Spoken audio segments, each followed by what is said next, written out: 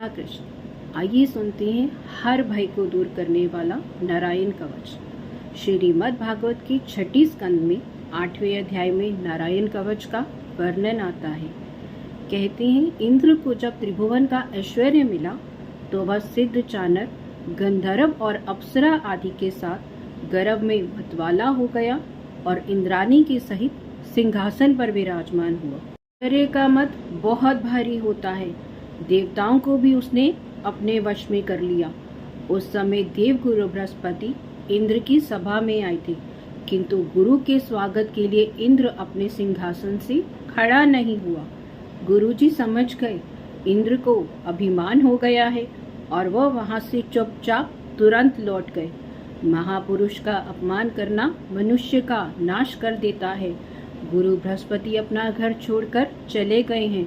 जब इंद्र के शत्रु दैत्यों को ये समाचार मिला तो उन्होंने अपने गुरु शुक्राचार्य की सहायता से देवताओं के साथ युद्ध छेड़ दिया। देवतागण डर के कारण ब्रह्मा जी के पास गए।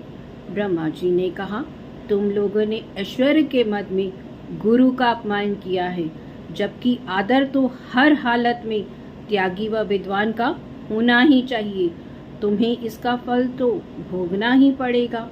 तुम्हारे शत्रु अपनी गुरु की आराधना कर अत्यंत बलवान हो गए हैं। वह तुमसे तुम्हारा स्वर्ग छीन लेंगे।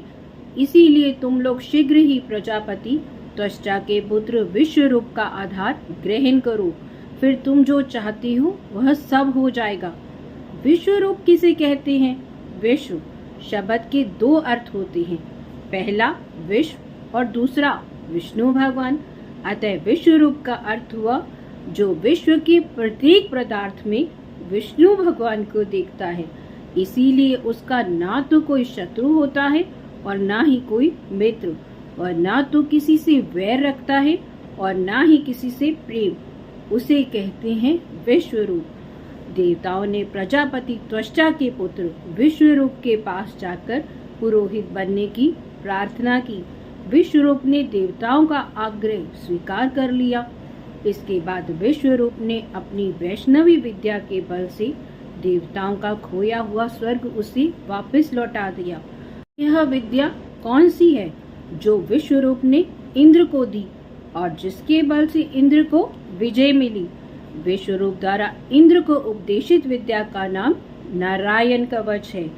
जिस प्रकार सैनिक युद्ध के लिए जाते समय लोहे का कवच पहनकर जाते हैं, ऐसे ही मनुष्य मंत्रात्मक नारायण कवच को धारण करके जीवन युद्ध में शामिल हो जाते हैं। इस संसार में जितने भी दुख हैं, उनका नाश करने के लिए यह अस्त्र है और ये नामास्त्र ब्रह्मास्त्र की तरह ही काम करता है। नारायण कवच में भगवान के विभिन्न नाम हैं जो जगह जगह और विभिन्न कालों से हमारी रक्षा करते हैं। इस प्रकार नारायण कवच में यही प्रार्थना है कि भगवान का नाम दिन रात हमारी रक्षा करे। नाम के बिना हम कभी नहीं रहे, क्योंकि भगवान नारायण ही सारे शरीर की रक्षा करते हैं। आइए सुनते हैं नारायण कवच। गरुड़ पर आरूढ़ अष्टबाहु और अनिमादि सिद्धियों से सुसेवित ओंकार स्वरूप भगवान सब ओर से मेरी रक्षा करे। भगवान मत्स्य मूर्ति जल में रक्षा करे, वामन स्थल में रक्षा करे। त्रिविक्रम भगवान आकाश में मेरी रक्षा करे। नरसिंह रणभूमि, जंगल और आदि संकट के स्थानों में मेरी रक्षा करें। वारा मार्ग में रक्षा करें। परशुराम पर्वत पर मेरी रक्षा करें। रामचंद्र जी प्रवास में मेरी रक्षा करें। नारायण मारन मोहन आदि से मेरी रक्षा करें। नर ऋषि गर्भ में मेरी रक्षा करें। दत्तात्रेय योग के विघ्नों से रक्षा करें।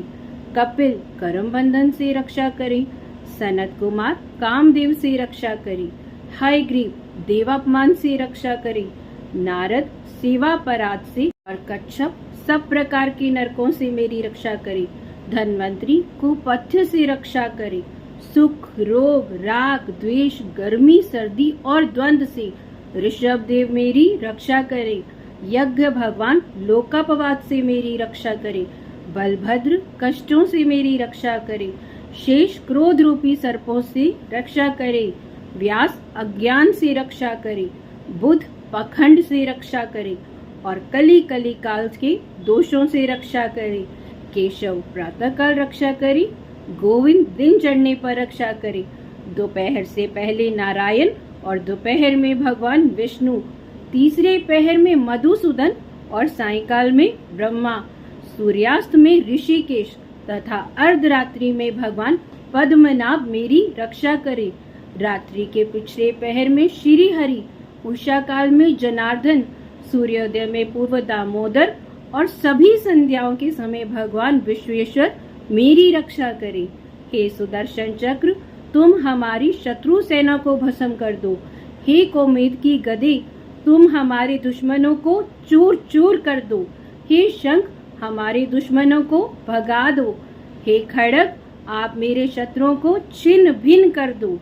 हे ढाल, आप सदा के लिए मेरे शत्रुओं को अंधा बना दो। हे गरुड़ के विश्वसेन, आप हमें सब प्रकार की विपत्तियों से बचाएं। भगवान श्री हरि के नाम, रूप, वाहन, आयुध और पार्षद हमारी बुद्धि, मन, इंद्र और प्राणों की सब प्रकार से रक्षा करें। नारायण कवच को शरीर पर धारण करने की बड़ी भारी महिमा है। इसके धारण करने वाला यदि किसी को अपने नेत्रों से देख लेता है या छू भी लेता है तो वह निर्भय हो जाता है।